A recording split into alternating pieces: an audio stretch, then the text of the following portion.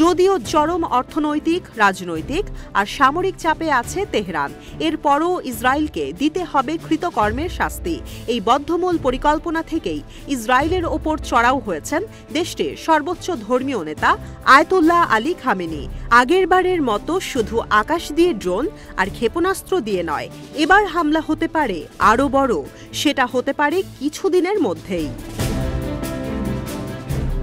এই খবরে আতঙ্কে পড়ে গেছে গাজায় আগ্রাসন চালানো ইসরায়েলি প্রতিরক্ষা বাহিনী।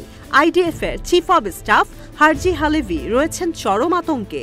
নাম প্রকাশে অনিচ্ছুক প্রতিরক্ষা বিভিন্ন সূত্র বলছে, চলতি মাসেই নবনির্বাচিত মার্কিন প্রেসিডেন্ট ডোনাল্ড ট্রাম্পের হোয়াইট হাউসে প্রত্যাবর্তনে তেহরান নিতে পারে আরও আগ্রাসী পদক্ষেপ, কারণ বাইডেনের মতোই নেতানিয়াহুর মিত্র ট্রাম্প।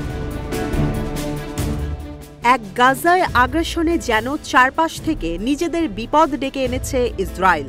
আইডিএফকে দিনের ২৪ ঘণ্টা, সপ্তাহের ৭ দিনই বিরতিহীনভাবে খোলা রাখতে হচ্ছে চোখ কান। কখন হামলা করে বসে ইরান? এতদিন ইরান সমর্থিত লেবাননের হিজবুল্লাহ আর ইয়েমেনের হুথিরা ইসরায়েলের ওপর বিচ্ছিন্নভাবে হামলা করে আসলেও এবার খোদ ইরানই বড়সড় হামলার প্রস্তুতি নিচ্ছে, এমনটাই বলছে ইসরায়েলি আর ইরানি বিভিন্ন গণমাধ্যম।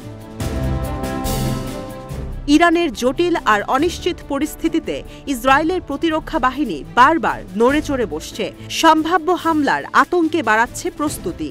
যদি এই হামলা ইরান সত্যি করে বসে, সেটা হবে গাজায় আগ্রাসন শুরুর পর ইরানের তৃতীয়বারের মতো ইসরায়েলে হামলা।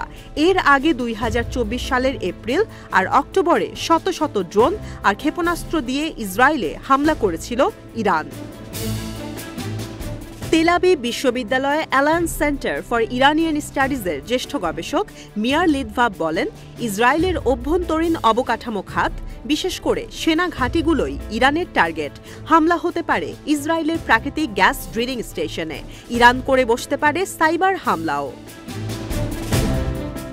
ইরান প্রোগ্রামের ইনস্টিটিউট ফর ন্যাশনাল সিকিউরিটি স্টাডিজের গবেষক বেনি সাপ্তি বলেন, দুইবারের হামলার পর ইরান অনেক দিন ধরে হুমকি দিয়ে যাচ্ছে তৃতীয় হামলার। এই হামলা তেহরান খুব জলদি করবে। তিনি বলেন, ইরানের সামরিক বাহিনী এখন আকাশ, নৌ আর স্থলভাগে বড় সামরিক মহড়া চালাচ্ছে।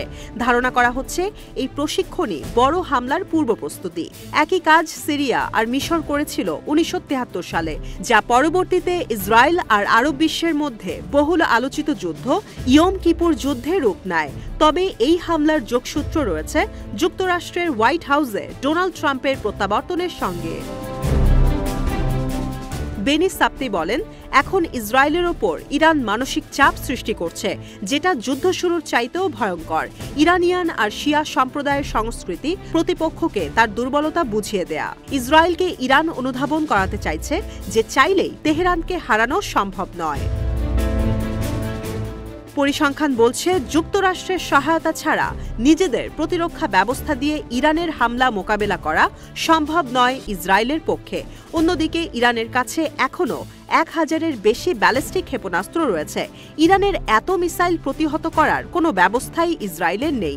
ইরান যদি ৪০০ মিসাইল একসঙ্গে ছোড়ে, ইসরায়েল বিপদে পড়ে যাবে। যদিও ইসরায়েলকে নতুন মার্কিন প্রেসিডেন্ট কতটুকু সহায়তা করবে সেটিও সুনিশ্চিত নয়। তবে সহায়তার আশার পাশাপাশি নিজেদের প্রতিরক্ষা ব্যবস্থা শক্তিশালী করতে কাজ করে যাচ্ছে তেল আবিব।